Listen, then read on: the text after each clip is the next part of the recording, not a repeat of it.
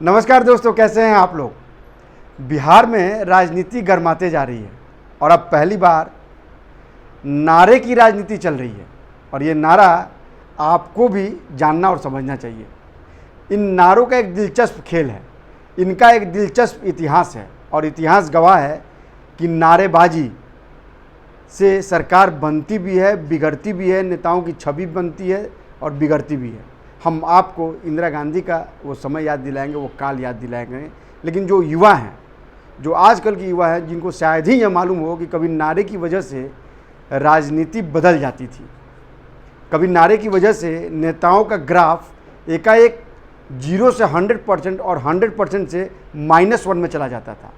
आज हम उसी नारे की बात करेंगे, आज हम उसी की बात करेंगे। बिहार में एक नारा चला है, कभी आपका तो कभी हमारा यार है, असली बेवफा तो नीतीश कुमार है।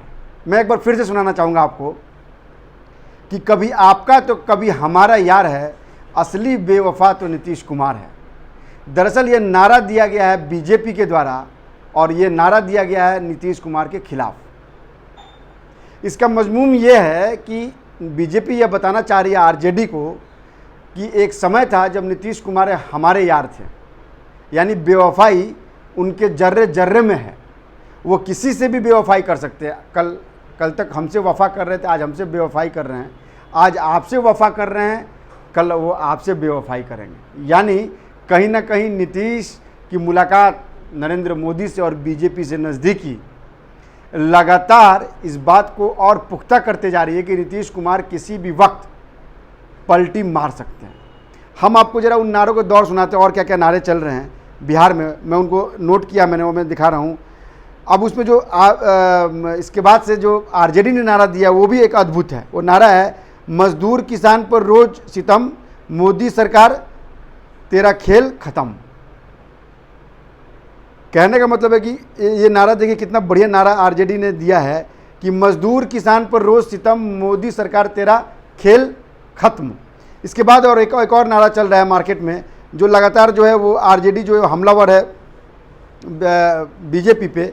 वो ये कह रही है कि बहुत सह चुके महंगाई की मार, अब की बार बदलेगी मोदी सरकार। यह नारे का राजनीति हो रही है, यह जुमलेबाजी की राजनीति नहीं, यह नारे की राजनीति है। और अगर इसी को हम बात करें, जो लोग मीडिया को बदनाम करते हैं, जो लोग मीडिया पे वार करते हैं, वो ये कहते हैं कि यह नारा जो है यह मीडिया के द्वारा प्रचारित किया जा रहा है, यह ऐसा नारा मीडिया ही दे सकता है। लेकिन ये तो नारा आरजेडी पार्टी दे रही है, ये नारा बीजेपी दे रही है, लिहाजा इसका विश्लेषण बेहद ज़रूरी है। और दरअसल क्या है कि नीतीश कुमार की बेवफाई से तो हर कोई वाकिफ़ है, नीतीश कुमार पलटू राम है, यह हर कोई जानता है। और लिहाजा नीतीश को लेकर अगर ऐसी नारेबाजी हो रही है तो इसका कोई बहुत बड़ा मायने भी हो सकता है। दरअसल जिन लोगों को ये याद हो या जो हमसे सीनियर हो उनको अगर याद हो तो इंदिरा गांधी के टाइम में अब की बार इंदिरा सरकार का एक नारा चला था। वो आंधी आ गई थी इंदिरा सरकार की उस समय, और इंदिरा सरकार जो है बहुमत के साथ सरकार लेकर देश पे राज किया था। आप देखे होंगे कि कई दशक पहले, अब तो खैर प्रचार के और भी माध्यम है, लेकिन पहले नारे के द्वारा जो है प्रचार किया जाता था। बोर्ड पे, दीवारों पे नारेबाजी लिखी जाती थी और एक से एक जुमले लिखे जाते थे। उन जुमलों का भी एक मतलब होता था, वो बहुत बड़े सटायर होते थे। लेकिन आजकल के जो नारेबाजी हैं वो प्रत्यक्ष रूप से एक दूसरे पर हमलावर होने के लिए है। अब नीतीश कुमार पे जो नारेबाजी हुई है इसकी भी एक बड़ी वजह है, नीतीश कुमार लगातार टारगेट पे हैं आरजेडी के। नीतीश कुमार, इसलिए मैं कह रहा हूँ आरजेडी के टारगेट पे हैं क्योंकि आरजेडी को ये समझ में आ गया है कि नीतीश कुमार का ये जो मुलाकात हो रही है प्रधानमंत्री नरेंद्र मोदी से, इसके बाद जो उनकी तस्वीर वायरल हुई है, जिस तरह से वो मोदी से बात कर रहे हैं और जिस तरह से प्रधानमंत्री नरेंद्र मोदी ने जो बाइडेन से, अमेरिका के राष्ट्रपति से नीतीश कुमार की जो मुलाकात करवाई है और जिस तरह से नालंदा यूनिवर्सिटी को जिस तरह से एक अंतर्राष्ट्रीय प्लेटफॉर्म दिया है, वो एक बहुत मायने रखता है। क्योंकि नालंदा यूनिवर्सिटी के लिए नीतीश कार्यरत हैं, वो नालंदा उनका क्षेत्र रहा है भी, लगातार वो एग्रेसिव है इसको लेकर। लिहाजा उसको अगर एक अंतर्राष्ट्रीय प्लेटफॉर्म मिलता है तो नीतीश के लिए एक बड़ी बात थी।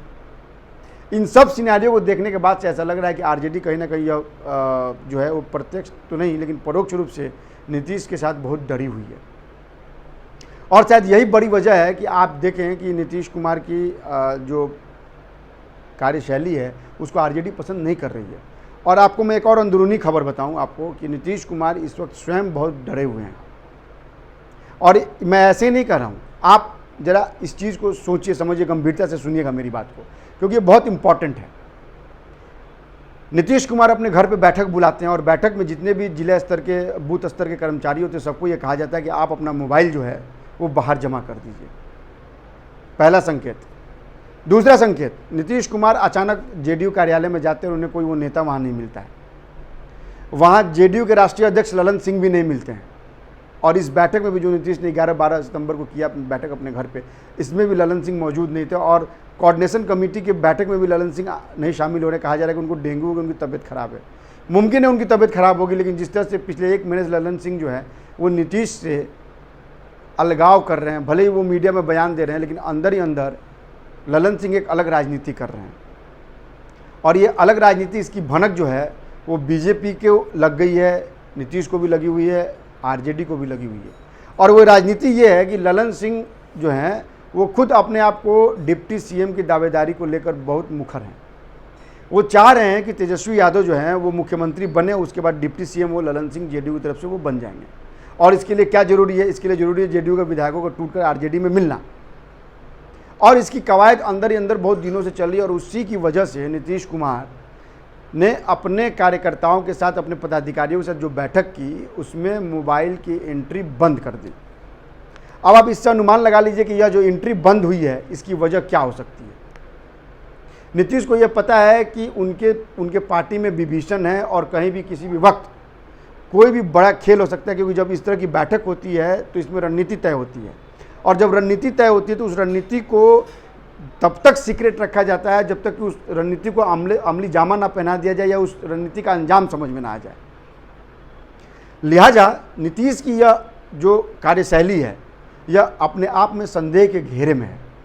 पार्टी में अचानक जाना, वहाँ पे एक तरह से छापेमारी करना, अपने ही पार्टी में छापेमारी करना, आखिर ये कौन करता है? ये वही करता है जिसको अपने कार्यकर्ताओं पे भरोसा नहीं, जिसका स्वयं का विश्वास डिगा हो, जो स्वयं लोगों पे अविश्वास कर रहा हो।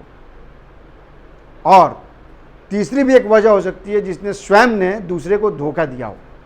तो नीतीश ने वैसे ही धोखा दिया है बीजेपी को। इन्होंने गृह मंत्री से बात की उस समय जब ये एनडीए गठबंधन से हट रहे थे, उस बात को भी इन्होंने मैनिपुलेट करके मीडिया के सामने रखा। लिहाजा नीतीश को कहीं ना कहीं इस बात का डर है। आप देखें कि मैं उन तस्वीरों की फिर से जिक्र करना चाहता हूं। आप देखें कि जब नीतीश कुमार स्वयं अकेले खड़े थे तो उनके चेहरे पे कितनी थकावट थी, कितना टेंशन उनका चेहरा दिख रहा है चेहरे पे। लेकिन जैसे ही वो प्रधानमंत्री नरेंद्र मोदी से मिलते हैं उनका चेहरा खिल जाता है, उनकी बॉडी लैंग्वेज बदल जाती है। और मैं आपको बार बार कहता हूँ कि राजनीति में बॉडी लैंग्वेज बहुत मायने रखता है और इस बॉडी लैंग्वेज को हम सबको समझना होता है। और चूंकि हम लोग नेताओं से मिलते रहते हैं, पत्रकारिता में पिछले 20-22 साल से जुड़ा हुआ हूं मैं, और लिहाजा हर तरह की सरकार अब तक बनते और बिगड़ते देखी है मैंने, तो मैं अपने आधार पर यह कह रहा हूं कि नीतीश कुमार जो है उनका मन जो है अभी स्थिर नहीं है। वो समझ ही नहीं पा रहे हैं कि उनको क्या करना है, कैसे करना है और क्यों करना है। उनकी जो छवि है कि उनके बारे में वो अनप्रेडिक्टेबल हैं, अब उनको उनके बॉडी को देख कर लोग आराम से प्रेडिक्ट कर पा रहे हैं कि नीतीश कुमार क्या करने जा रहे हैं। और इसी का परिणाम है कि लगातार उन्हें विपक्ष से दरकिनार किया जा रहा है। और मैं आपको यह भी बता दूं कि जो शरद यादव के घर पे जो बैठक हो रही कोऑर्डिनेशन कमेटी की, उसमें भी नीतीश के मन की बात नहीं हो रही है। हालांकि उस कोऑर्डिनेशन कमेटी में सीट शेयरिंग को लेकर बात होनी है, बाकी अन्य मुद्दों पे बात होनी। तेजस्वी यादव दिल्ली आ चुके हैं और सब कुछ हो रहा है। लेकिन इन सब के इतर जो नीतीश कुमार के लिए मुश्किल यह है कि नीतीश कुमार अपने पार्टी में सेंधमारी से नहीं बच पा रहे हैं। इसके इतर ये जो नारेबाजी है कि कभी वो आपके साथ थे, आज हमारे साथ थे, कल आपके साथ थे, बेवफा तो नीतीश कुमार हैं। तो आप समझिए यह जो जुमला पढ़ा जा रहा है, यह जो नारेबाजी चल रही है, यह नीतीश कुमार को कहीं ना कहीं डैमेज करेगी। यह नारेबाजी जो है वो बिहार की जनता का सेंटिमेंट है, क्योंकि बिहार की जनता भी ये कह रही है कि आज इसके साथ थे, कल उसके साथ हैं। ये तो नीतीश कुमार ही बेवफा हैं। और अगर नीतीश कुमार की बेवफाई बिहार की जनता के दिमाग में बैठ गई तो यकीन मानिए कि बिहार का वोटर जो है वो बहुत संवेदनशील होता है। बिहार का वोटर बहुत ईमानदार होता है। क्योंकि वहाँ क्या है कि वहाँ आप अगर देखेंगे तो वहाँ लोग ऐसे कहते हैं कि आप अगर चाय की दुकान पर भी जाते हैं तो बिना अखबार और राजनीतिक चर्चा के लोग चाय नहीं पीते हैं। लिहाजा राजनीति का गढ़ माने जाने वाला बिहार, और वहाँ पर नीतीश कुमार की ऐसी छवि, उनको कहीं ना कहीं बहुत बुरी तरह से डैमेज करने वाली है। और जिस तरह से बीजेपी एग्रेसिव है, मैं बार बार कह रहा हूँ, देखिए नीतीश को कई तरह से खतरा है। नीतीश को बीजेपी से खतरा है, नीतीश को पीके से खतरा है, पीके को भी उन्होंने धोखा दिया, नहीं प्रशांत किशोर को धोखा दिया, और पिछले साल भर से वो लगातार बिहार में घूम रहे हैं। ऑफिशियली वो 8 महीने से घूम रहे हैं, जन यात्रा कर रहे हैं, लेकिन वो 1 साल से लगातार घूम रहे हैं और वो नीतीश की जमीन को खोद रहे हैं। उनको यह पता है कि नीतीश को भी यह पता है कि पीके उनके सबसे बड़े स्वीट दुश्मन हैं। बीजेपी लगातार उन पर हमलावर है, तो आखिर नीतीश के लिए विकल्प क्या बचता है? नीतीश के लिए विकल्प ये बचता है कि बिहार की जनता जाए भाड़ में, बिहार का विकास जाए भाड़ में, सुशासन बाबू का इमेज जाए भाड़ में। हमें करनी है राजनीति जो हम कर रहे हैं। उस राजनीति का परिणाम क्या होगा ये तो आने वाला चुनाव बताएगा, लेकिन इतना तय है कि अगर नीतीश ये सोच रहे हैं कि 2025 में विधानसभा का चुनाव और उसमें वो बाजी मार देंगे, 2024 में एनडीए की सरकार जो है वो डैमेज हो जाएगी, तो यह उनकी गलती है। उसकी बड़ी वजह मैं बता रहा हूँ आपको, क्योंकि नीतीश के लिए सबसे बड़ी चुनौती है कि वो अपने 16 सीटों को जो लोकसभा में उनको जीत मिली थी उसको बचा पाएँ। यह उनके लिए सबसे बड़ा चैलेंज है।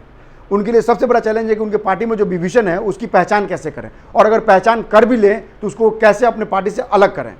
तीसरी सबसे बड़ी वजह है कि वो आरजेडी जैसे पार्टी जिसका बिहार के राजनीति में बड़ा असर है, अगर वो लोकसभा में आके एग्रेसिवली आ जाते हैं, हालांकि अभी लोकसभा के कोई भी सदस्य आरजेडी का नहीं है, लेकिन जिस तरह से आरजेडी अपने आप को प्रोजेक्ट कर रही है, अपने लालू यादव अपने बेटे को राष्ट्रीय स्तर पर प्रोजेक्ट कर रहे हैं, अगर लोकसभा चुनाव में आरजेडी 16 सीटों पर लड़ती है, 15 सीटों पर लड़ती है, 12 जो भी सीटों पर लड़ती है, अगर उसमें उसको 90 से 95% सफलता मिलती है, तो यह नीतीश के लिए बहुत बड़े खतरे की घंटी होगी। और अगर बीजेपी अपना दाव चल देते और बीजेपी अगर मान लीजिए वहाँ 40 में से 32 से 35 सहयोगी के साथ सीट लेके आती है, तो फिर नीतीश की विषाद क्या होगी? फिर नीतीश का अस्तित्व कहाँ बचेगा? फिर नीतीश अगर सोचेंगे कि 2025 में विधानसभा चुनाव में वो बाजी मार के फिर से मुख्यमंत्री बन जाए, जो कि वो नहीं कर सकते, क्योंकि उन्होंने खुल्ला ऐलान किया था कि 2025 में वो तेजस्वी यादव को मुख्यमंत्री का जो कुर्सी वो सौंप देंगे। यह एक छलावा है, क्योंकि जो मेरा अनुमान है, जो मैं राजनीति को देख रहा हूँ, उसके आधार पर यह तय है कि आने वाले दिन में बिहार में बीजेपी अपना जनाधार बढ़ा रही है, बीजेपी का वोट बैंक बढ़ रहा है, चाहे वो लोकसभा का चुनाव हो, चाहे वो विधानसभा का चुनाव हो। बीजेपी अब वो रिस्क लेने को तैयार है कि हम वहाँ पे बड़े भाई के रूप में अपनी भूमिका निभाएंगे। और बड़े भाई के रूप में भूमिका निभाने का मतलब क्या है कि हमारा मुख्यमंत्री होगा, जैसे उन्होंने महाराष्ट्र में किया। महाराष्ट्र में शिवसेना को तोड़ दिया, शिवसेना टूट गई, बीजेपी वहाँ जो है वो निर्णायक गठबंधन के साथ है, फैसला सारे उसके होते हैं, शिवसेना एक मुखौटा है वहाँ पे। लिहाजा अब की बार बीजेपी जो है यही खेल जो है मुमकिन है कि बिहार में खेल सकती है। आप इसके इतर देखिए, गृह मंत्री जो है वो लगातार बिहार में दौरा कर रहे हैं। लोगों को ये समझ में नहीं आ रहा है कि आखिर बीजेपी इतना एग्रेसिव क्यों हो गई है। उसकी वजह मैं आपको बताता हूँ। दरअसल बिहार में बीजेपी का जनाधार बढ़ा है, और जिस तरह से नीतीश कुमार ने बेवफाई की है, जिस तरह से नीतीश कुमार ने दगा दिया है एनडीए को, इसका एक बड़ा जो इमेज जो है वो बिहार की जनता के दिमाग पर गया है। बिहार की जनता अब ये सोच रही है कि अगर नीतीश कुमार ऐसे ही बेवफाई करते रहेंगे, चूंकि यह बेवफाई इसलिए कर रहे हैं, उसकी वजह से क्या होता है कि बिहार का विकास जो है वो शून्य पे चला आया है। दावा वो लाख करते हों, लेकिन आप देख लीजिए बिहार में शिक्षा का स्तर क्या रह गया, गुंडागर्दी कैसी हो गई है, लॉ एंड ऑर्डर्स क्या हैं। आज लोग फिर से घर में डर के मारे दुबक जा रहे हैं, शाम होते लोग घर से निकलना मुश्किल होते जा रहा है। लगातार गुंडई बढ़ रही है, लगातार जो है वहाँ एंटी नेशनल एक्टिविटी की भी कवायद की जा रही है। तो इन सब बातों को देखकर ऐसा लगता है कि आने वाले दिन में नीतीश के लिए ये राह जो है आसान है। और उस पर से ये नारेबाजी कि कभी आप मेरे साथ थे, कभी वो मेरे साथ थे, बेवफा तो नीतीश कुमार हैं, कभी हमारे साथ थे, कभी आपके साथ थे, बेवफा तो नीतीश कुमार है। आप सोचिए यह जब नारा चलेगा तो इसका असर क्या होगा। हम लगातार इस खबर पर नज़र बनाए हुए हैं। हम बिहार की पॉलिटिक्स पे खासतौर पर मेरी अपनी दिलचस्पी है, चूँकि मैं बिहार से ही बिलोंग करता हूं और बिहार में मैंने पत्रकारिता की है और वहाँ की राजनीति को मैं अच्छी तरह समझता हूं।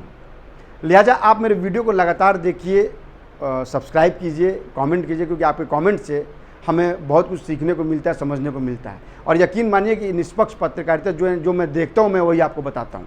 लोग कमेंट्स करते हैं, करें, वो उनका अपना व्यक्तिगत विश्लेषण है, वो करें, उस पर मुझे कोई आपत्ति नहीं है। लेकिन मेरी आपसे रिक्वेस्ट है कि आप मेरे वीडियो को बड़े ध्यान से देखिए और उसको अपने स्तर पर वहाँ पर रख के देखिए। आपको समझ में आएगा कि जो मेरा विश्लेषण है वो कितना सही है। आपको लगातार ये समझना पड़ेगा कि जो मैं विश्लेषण कर रहा हूँ वो राजनीतिक आधार पर विश्लेषण कर रहा हूँ, जो मैं देख रहा हूँ वो विश्लेषण कर रहा हूँ, जो मैं लोगों से बातें करता हूँ उसके आधार पर मैं अपना विश्लेषण करता हूँ।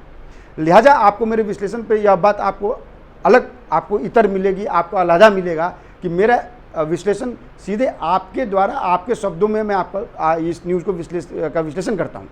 लिहाजा मैं ना आप देखेंगे मैं अपने वीडियो में कोई ऐसी बातें कहता हूँ ना वैसी बातें करता हूँ मैं, ताकि आपको कोई प्रॉब्लम हो, समझने में कोई दिक्कत हो। मैं बड़ा सपाट रूप से आपको बताता हूँ कि इस राजनीति का क्या मतलब होता है, इसका विश्लेषण कैसे हो सकता है अगर आम शब्दों में हम करें। इसीलिए मैं कहता हूँ कि आप हमारे वीडियो को देखिए, लाइक कीजिए और सब्सक्राइब कीजिए। नमस्कार।